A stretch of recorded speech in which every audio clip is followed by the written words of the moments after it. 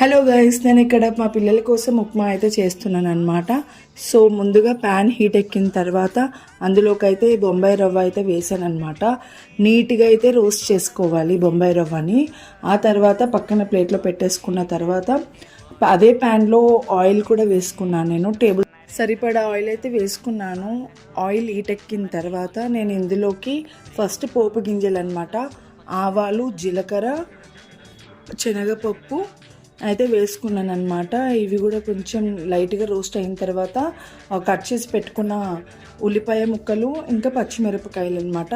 పచ్చిమిరపకాయలు చాలా తక్కువే వేసాను, ఎందుకంటే పిల్లలు ఎక్కువ స్పైసీ తినరు కాబట్టి.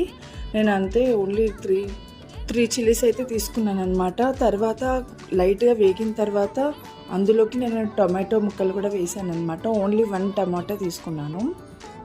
అవి కూడా బాగా వేగాలన్నమాట. టొమాటో ముక్కలు కూడా బాగా వేగిన తర్వాత అందులోకి కరివేపాకు అయితే వేసుకున్నాను.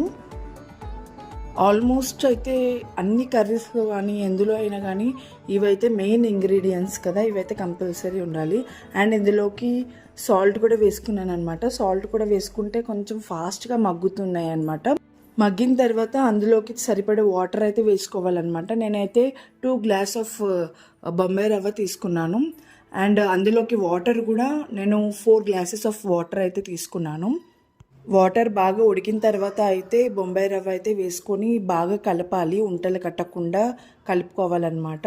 తర్వాత కాసేపు మూత వేసి పెట్టిన తర్వాత ఈ విధంగా అయితే వస్తుందన్నమాట. సో ఇప్పుడు కూడా బాగా కలపాలి, ఎందుకంటే ఉంటలు కట్టకుండా.